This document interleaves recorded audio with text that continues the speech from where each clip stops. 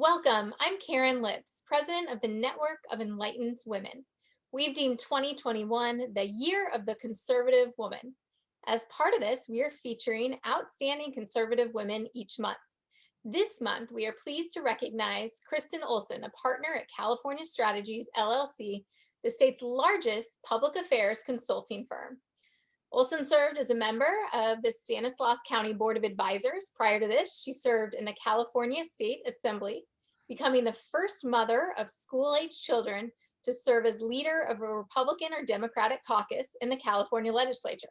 I want to get back to that, Kristin. That'll be interesting Sure, to you talk got it. about. She serves on the board of directors for California Women Lead, which recruits and trains women to pursue appointed and elected office. And she's a graduate from Westmont College and now lives in California with her 3 kids. Thank you so much, Kristin, for joining us and for being our Conservative Woman of the Month. Thanks, Karen, for having me. I love what you guys are doing to encourage other conservative women across the country. Oh, thank you. Well, I'd love to hear. It seems like it's a passion for you to both run for office and to help women run for office.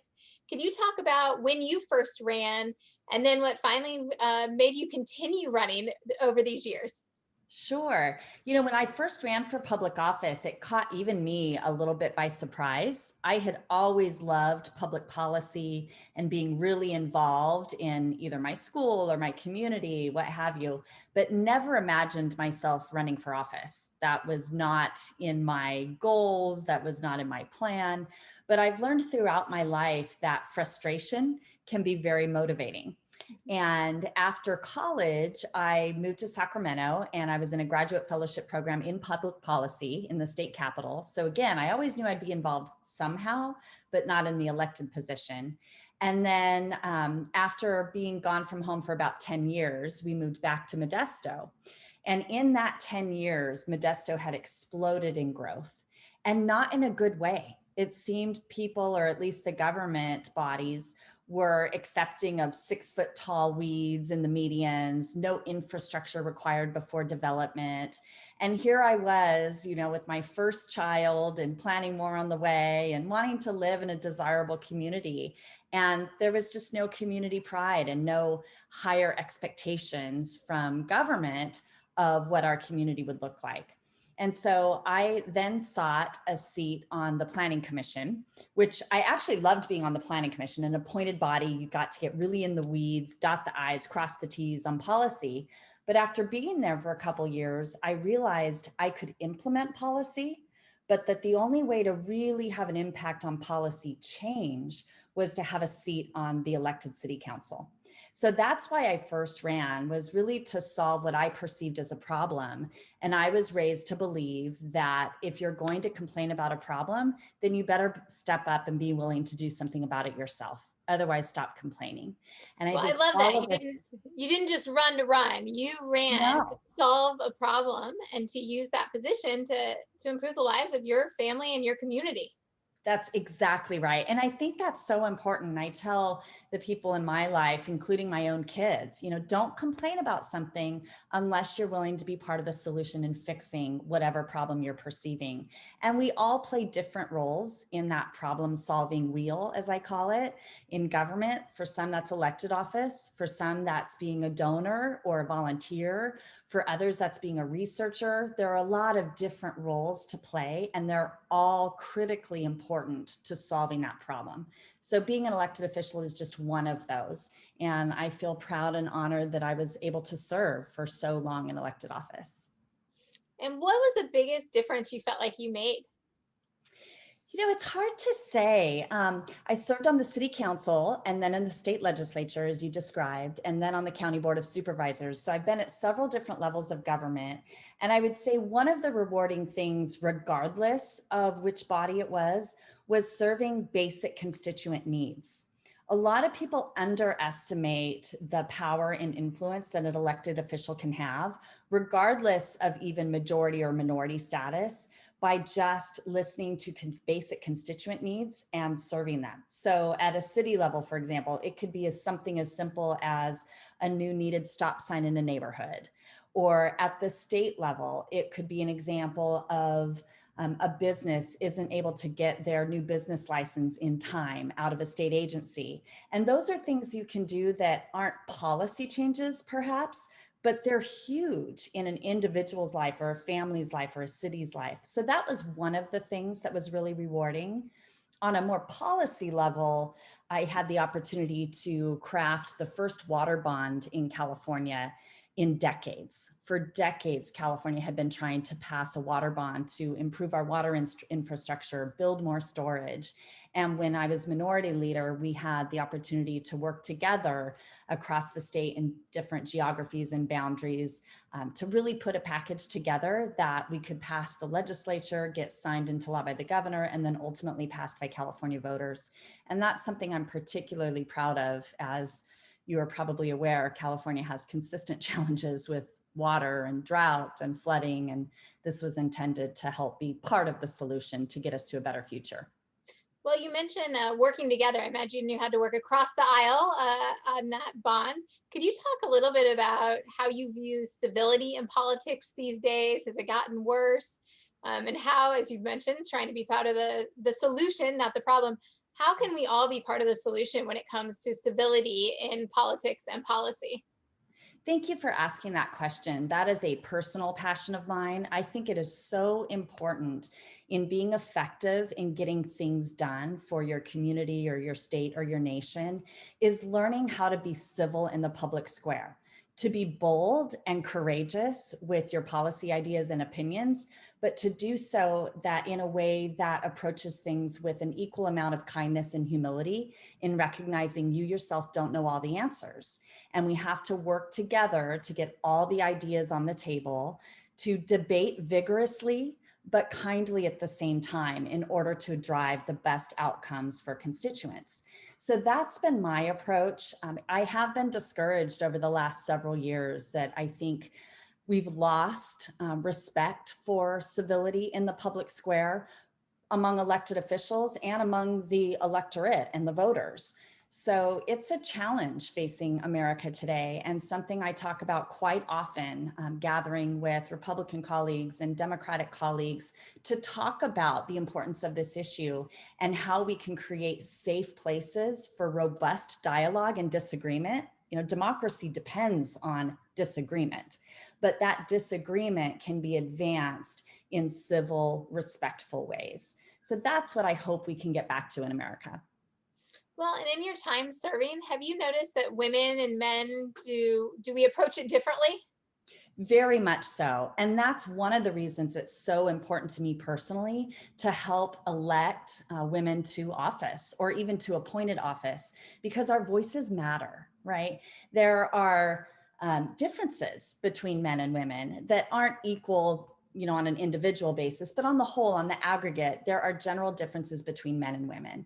And I think when there is greater diversity around a public policy making table in gender, in geography, in ethnicity, in background, that tends to lead to outcomes and solutions that serve a greater number of people. And so it's really important for women to begin to have more seats in elected office. We've made great strides in California. I think we're up to 30% in the state legislature, but that's still woefully short of our percentage of the population. But I'm pleased we're making strides. And I think it's important for women to be represented in public policy making, in elected office, and let their voices be heard.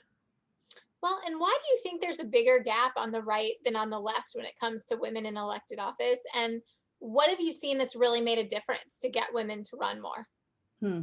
I do think there's a gap. And I think part of it is because I think there are some women who feel like it's unacceptable to be conservative, which is unfortunate. I remember getting a lot of that early on in my career, like, you're a woman, how could you be a conservative? Right? Which to me, I was like, how could I not be a conservative? Right? I want the freedom to raise my kids the way I see fit. I want the freedom to be able to start a business without having to pay excessive government fees and taxes, right? I could go on and on about the number of reasons why I, as a woman, view myself as a conservative. But I think the talking point, the political trend, right, is for women to lean more leftward. And there are reasons for that as well that we could spend time talking about. But I think to put women in a box of either conservative or liberal is really selling them short, right? And we need to be able to advance the opinions that we really care about boldly. So I'm hoping those gaps will close over time. I think they've begun to. I'm seeing more and more women desire to get involved in conservative politics, and women of all stripes, sizes, and backgrounds. And that's what's really exciting about it. We have several Latina women serving in the California legislature today and across bodies in California. But I think the way to get women to run for office is you have to come alongside them. First of all, women tend to have to be asked. I would have never considered running for elected office if someone didn't initially ask me. And oftentimes that's a man. It doesn't matter who asks you, but most women have a tendency to need to be asked before they would do something like that. So that's one. And then to surround them with a support system that can help them be successful in their race. It's not easy to run for office for anyone, much less a woman who, if she has children and is balancing family and work, and regardless of what should or should not be, it is still true that most of those responsibilities lie with women. And so it just presents unique challenges that some men running for office don't have to face. And so to come along and provide a support network and training and opportunity really can provide a greater pathway to young women, middle-aged women, older women wanting to pursue elected office. Well, Kristin, you mentioned that challenge of running for office, also taking care of kids. I know you were in office when you had school-age children. You've got any tips that you'd like to share with our audience? Yes, absolutely. I'm so glad I did it because I was able to serve as a role model for my children about the importance of being involved and helping to drive solutions, and also a role model for what's possible, right? My dad grew up in the doldrums of poverty. I mean, the only pair of shoes he had was a pair that another family gave him to keep his jeans on. He'd have to wear his dad's like rope around his pants to keep his jeans on, like doldrums of poverty. And to think that in just one generation later, his daughter could rise to be the minority leader of California is something I'm proud of. And particularly because it gives my kids an example of fight for your dreams, fight for what you believe is right, and you can accomplish them if you put your mind to it and if you surround yourself with people who will help you. So that's one of the joys of serving as a mom in elected office. But it's not without challenge, right? It's a daily struggle at times to find the right balance. And much of my advice to other women has been to try to get rid of the word balance in their vocabulary, because I'm not sure there is any such thing. For me, it was doing my best on any given day to keep all the balls in the air, right? To juggle them. And sometimes I would drop a ball, and all you can do is pick it up and try to do better the next day. And there are days when the parenting job is going to take priority, and there are days when the professional job is going to take priority. Being a wife will take priority. And it's hard to do all those things simultaneously. I always tell women, you can have it all, but sometimes you can't have it all at the same time. And so it's prioritizing what's most important at a given season in your life, and how do you juggle, not balance, those balls on a daily basis. Sometimes you succeed, sometimes you fail, but I think you have to learn to give yourself enough grace to continue on the next day. That grace certainly is important in trying to Yes. juggle everything. I want to go back to something you mentioned about conservative women and how they face a lot of questions, because that's something our women on college campuses definitely face. Could you talk a little bit more about the unique challenges conservative women face and how you encourage women to deal with that? Absolutely. And I'll have a couple of examples, some not in politics, but I think women today on college campuses have it even harder than I did. You know, it saddens me. I'm a former university administrator as well. And it saddens me that the places in America that should be the model of freedom of speech, freedom of thought, freedom of expression, are sometimes the worst places for that. And there's so much lack of tolerance on university campuses for a diversity of thought, particularly against conservative speech or conservative thought. And that's sad. So I think conservative women are having to face a more difficult environment on many college campuses today. But my encouragement to them would be to be persistent, have courage, be kind, right? Demonstrate that conservatives are not hateful, as many people would suggest.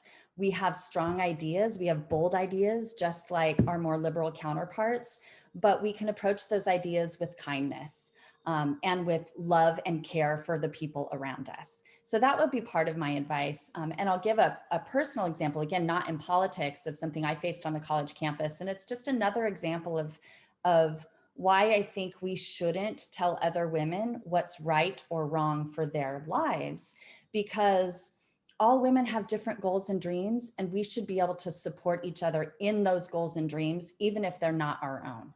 And so when I was in college, I remember a girlfriend of mine there was criticizing me. I was a fairly high achieving, very involved student, right? And we were talking one day about future goals and what we wanted to do. And I expressed that one of my biggest dreams is to be a stay-at-home mom, to have kids and be a stay-at-home mom. At that time, that's what I wanted to do. And she really ridiculed me for saying that and said, why would you sell yourself short and only do that? And I just couldn't believe that that was coming from a friend of mine at Westmont College. And it's never left me. It's stuck with me. And I think as women, we do tend to apply our own goals and dreams, our own opinions and ideas on what's best for our other women friends and colleagues. And I think we really have to guard ourselves against that. And I think there are parallels to what women are facing on college campuses today from other women telling them, it's not okay for you to think that way. It's not okay for you to vote that way. It is okay, because we have our own minds, our own opinions. And part of the wonderful thing about being an American is that we get to express those thoughts and opinions and ideas. Well, being able to persevere through those attacks and criticism as a conservative woman, I imagine has been certainly a skill that has served you well in elective office. Could you Thank you. talk a little bit more about leadership skills that you've developed over the years that have been really important for you, and what advice you'd give to young women who want to be leaders now while they're on campus and then in the future as well? So first, I would say read books on leadership. Leadership, management, there are similar things between those two, but they're also different. But I have found so many Do you have any great favorites to nuggets. recommend? What's that? Yes, in books I've read. So one I recommend always to everyone is Good to Great by Jim Collins. Just an excellent book on the importance of leadership skills and how to run an effective organization or business. So that would be one. But some of the skills that I think are really important to effective leaders, one is having a strong will and being a role model of hard work, right? At the end of the day, work matters. And the effort you put into something is going to reflect whether you're effective in driving certain outcomes. So that would be one. The second would be communication. So many people who want to be leaders are really bad communicators. And communication goes hand in hand with transparency. And I think leaders who are transparent, honest, and communicative with the people they're leading tend to be more effective, because then they're more trusted. There's nothing worse in being a follower than feeling like your leader is hiding information from you, right? So the more information that a leader can provide to the people he or she is leading, the more he or she can empower those folks based on their own strengths and interests, the more effective that leader will be in building consensus within a team and driving them collectively in a unified way toward a solution. So again, I'd say communication, transparency, hard work, and then courage. One thing I learned particularly during my years in the legislature is to be a strong and effective leader, you have to be courageous, because there are more times than not when everyone and everything around you is voicing an opinion different than you think is the best direction to go. And you need to take that feedback and listen to it. But once you've made a decision, you need to drive toward that place with courage, with honesty, with transparency, with hard work. And in my experience, if you do that, people will follow and you will unify a team and accomplish far more than you would otherwise. That's great, because I think our students, that teamwork is so important, figuring out both that perseverance and getting through the criticism, but then also having to work with people who may disagree on a lot of things. Working with them Right. in those team atmospheres is so important. I always say politics is a team sport, right? If you're going to drive on your own in a political environment, you are not going to be successful. You're not going to be able to get votes for your bills. You're not going to be able to do a whole host of things. And so knowing that it's a team sport, you have to get to know the players on your team. You need to know who their influencers are. You need to know what they care about. Need to know what they're passionate about, what they're good at. And if you learn your team players that well, then you can really build a team that can win at the end of the day. Well, and I think conservatives, hopefully California's gotten so far left that maybe there'll be a swing right. What do you think? Right? I hope So we can get so. some wins? Yeah, it's hard to see today. I fear that we're going in the direction of Hawaii. I want to be proven wrong. But at times, I do wonder, is there going to be a right setting of the pendulum? Because we have really gone so far that many of my Democratic friends are astounded by their own party. And it happens in both parties. But there's definitely a growing polarization. And I wonder at some point if there will be a right setting. I certainly hope there will be. Do you think there will be as a result of so many people exiting California? Is that having any impact on politicians? Are they seeing those moves and thinking, oh, maybe we should rethink things a little bit, or is it not having that effect? You know, it is in some communities. There's a real divide between inland California and coastal California and the messages they hear. And some of it is these echo chambers we live in that I really encourage people to try to get out of, listen to the news on the other side and, try to have a well-rounded group of opinions and news that you're listening to so that we don't just get caught up in these echo chambers that tend to spiral people down. But as it relates to the story with people exiting, it's amazing to me how many smart people still think it's a myth. Right? Even when they see the data. I remember this stat is a couple of years old, so it's probably a little bit different now, but I'm sure, so maybe the ratio is different, but the general story would be the same about renting a U-Haul, the price of renting a U-Haul from inland Southern California, say Riverside, to Texas versus the price of renting one from Texas and driving it to Riverside, California. And it was like 4-to-1. Right? More expensive to rent it in California and leave because that's what everybody was doing, right? And it's basic economics, supply and demand. But many people still think it's a myth. And the challenge is what's happening is the wealthy, many of them are staying in California. The really low income are staying in California because they don't have any other choices. But that middle and upper middle class have choices and they're leaving because they no longer see the level of opportunity that they once saw in California. They just see restrictions. And that's sad, right? I want California to be the place of dreams, the birthplace of dreams that it's been for people, not only across America, but around the world for forever, right? And that dream is disappearing for many individuals and many families. And we need to capture that back and make California desirable for all people again, not just those who are wealthy enough to afford it or poor enough to have no choice and to be held in a persistent state of poverty. So that's my hope for California. If we're going to get there, I do think it requires a healthier balance between the two parties, right? A closer number than a supermajority for the Democrats and a super minority for the Republicans. That tends to not be healthy for any democracy, right? A healthy democracy is dependent on opposing ideas being together at the table and having to work together. And that's not where we're at in California today, unfortunately. Well, I don't want to end on a note of pessimism. So I'd like to end on maybe one more question. Sure. Any final words of advice for young conservative women out there fighting for free speech and freedom on their college campuses? Any words of motivation for them? Yeah, I would say first, be yourself. Don't be afraid to be yourself. And then I would say be bold and be kind, right? I think so often with people with strong political opinions of any persuasion, conservative or liberal, when they're advancing them boldly but angrily, they're not going to persuade anyone. And I think a lot of conservatives and liberals get really trapped in that, where they think they're so emboldened to an idea that they think they have to deliver it in an angry, hostile way. And that really undermines the message.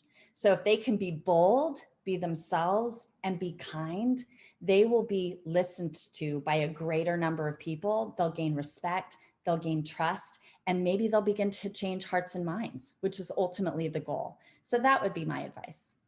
Well, thank you so much, Kristin. It's been a pleasure to talk with you, and thank you again for being our Conservative Woman of the Month this month. Thanks so much, Karen. Good luck to all of you. Thank you.